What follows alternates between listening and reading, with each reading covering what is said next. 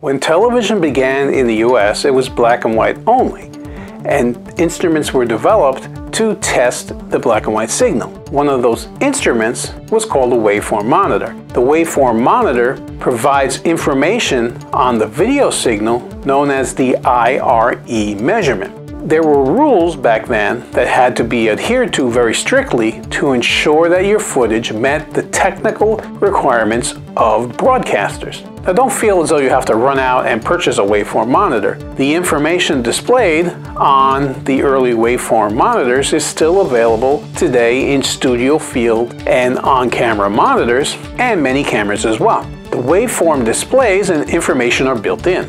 You will also be able to find this IRE information displayed on many non-linear editing systems as well.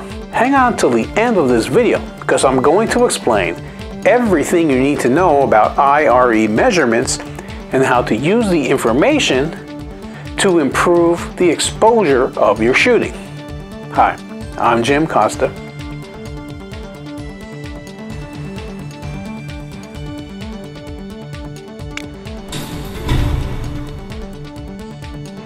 I'm a full-time working photographer, video producer, video editor, and technology pro. I want to get going on the topic quickly, but do stick around till the end of this video because I'll tell you about some freebies and training courses I offer to improve your photography, video production, and filmmaking work, and to help grow your business through something known as earned media exposure, which is basically through free advertising.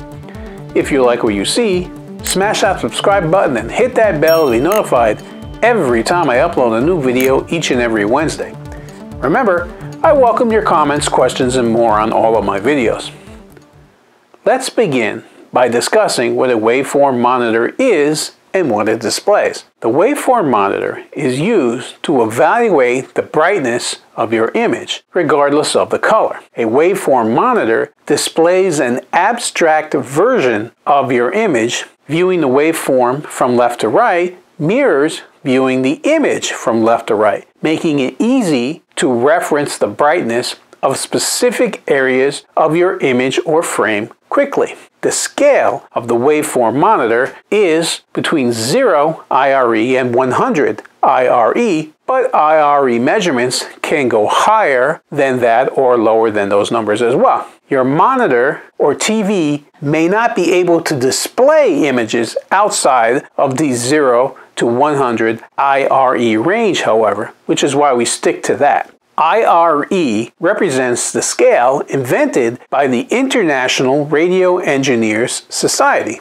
hence the letters IRE. Essentially, it was designed to indicate the capabilities of early televisions to display an image. Anything at 0 IRE was considered black with no detail. 100 IRE is white and color may be clipped. Anything above 100 will definitely be clipped and the images will be all white with no detail. With modern televisions and displays, especially with HDR displays, it is possible to exceed the 100 IRE threshold and not clip your highlights. Luminance values found in this region are often called super whites. However, the color clipping at 100 IRE situations still does exist, and be aware that unless you are certain that your post-production and delivery path can handle images with areas over 100 IRE without clipping, literally cutting off any information in that part of the image, it's safer to keep your images in the 0 to 100 IRE range so that it can be displayed on any television, or monitor, or phone screen, or whatever. Why is this IRE measurement important?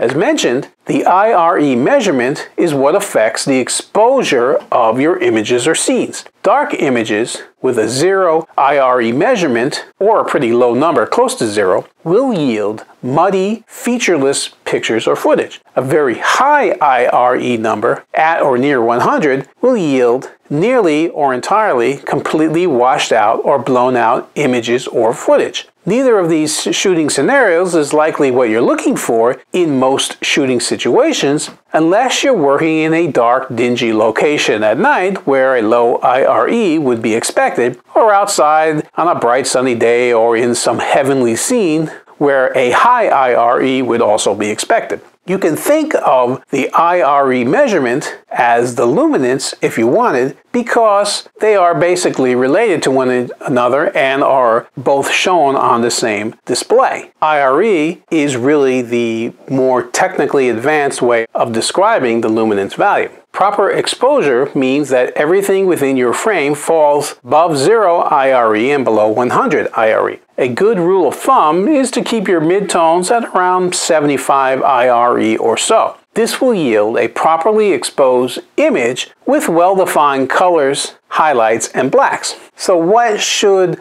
proper IRE measurements actually be? Middle gray, or 18% gray, has a value of 40 IRE in a perfect world, and in fact this is the title of this video topic. However, we do not live in a perfect world. Cameras vary in how they handle color management. Different lenses and camera bodies affect your shooting differently. Gray cards vary depending upon the ink used to print them and the type of paper that they're printed on, and many other factors. I have found that so long as you are plus or minus 5 IRE above or below that 40 IRE middle gray setting, you're pretty good. So a range of 35 to 45 IRE is a very fair representation of middle gray in most cases. To complicate matters even more, different camera manufacturers recommend different middle gray IRE measurements as well. For example, Canon, if you happen to be using a C100, 300, or 500, recommends that middle gray hit at around 33 IRE. ARRI recommends 38 IRE, but 40 if you're shooting in log.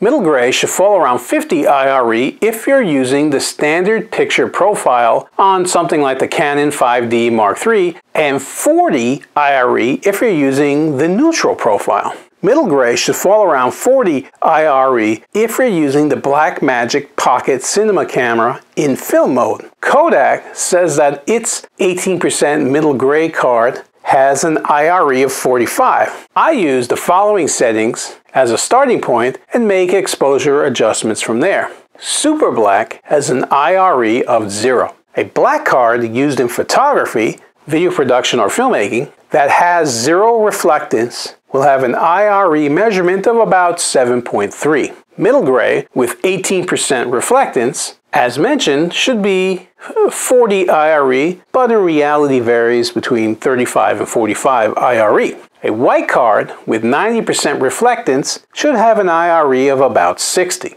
White, as we see it on a monitor, varies between 75 and 85 IRE. Absolute clipped super white with a reflectance of 100% has an IRE off the scale somewhere between 109 and 120 IRE.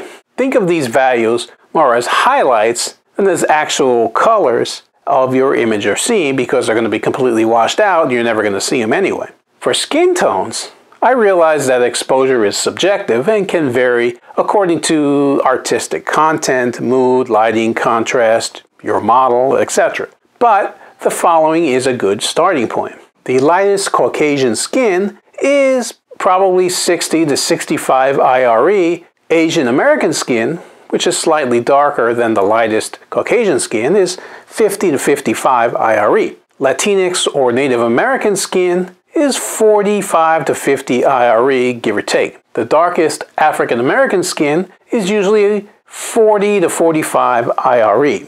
You may find that these numbers vary based on your specific shooting situation, so I advise you to take some test shots to check your exposure and make certain that you're getting the look that you want.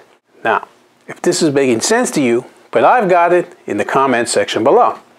My question of the day is, how do you achieve proper exposure for the images or scenes that you shoot? Leave a comment below and let us know. If you found the information in this video useful, I'd like to hear about it from you.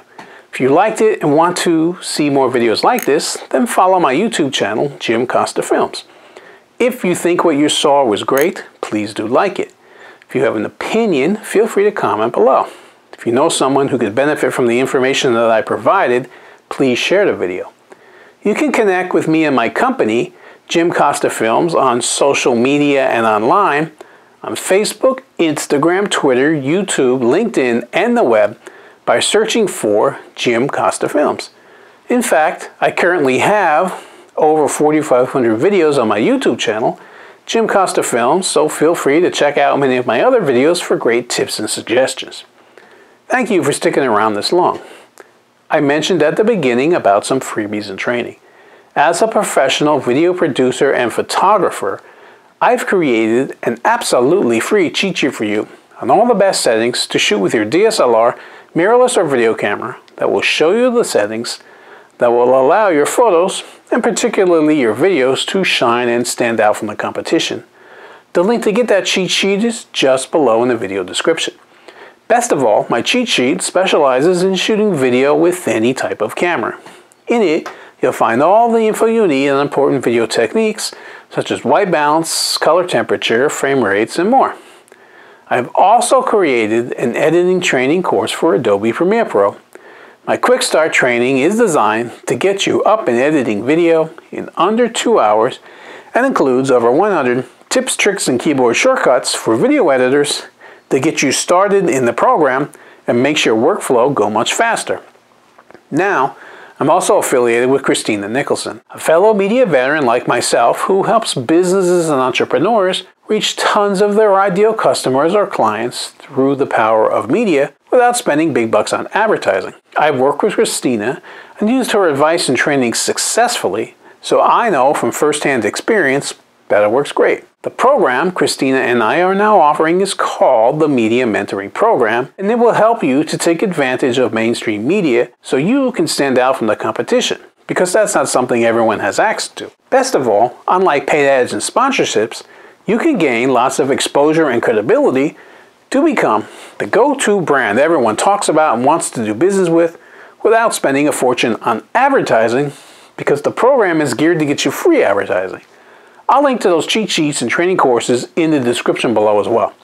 There's videos on both courses that will give you an overview of how they can help you, as well as links to get more information. You can help to support my channel by purchasing my training courses, requesting my free downloads, or by hiring me to shoot and edit for you. Remember, I've also done many other videos on filmmaking, video production, and photography, and I'll link to those in the description below as well. Finally, if you follow me for a while now, you know that I have a private community of photographers, videographers, and filmmakers just like you on Facebook where I share other pro tips and tricks. It's called Video Producers and Content Creators. I love new members who want to share their work, learn from others, and also help others based on their own talent, skills, and experiences. The group is private and only for people in the filmmaking, video production, and photography industries that I personally work in myself. It's not a public group like my business Facebook page that I talked about earlier. That's public, and anyone can find that because I want them to find it so they can hire me to work for them.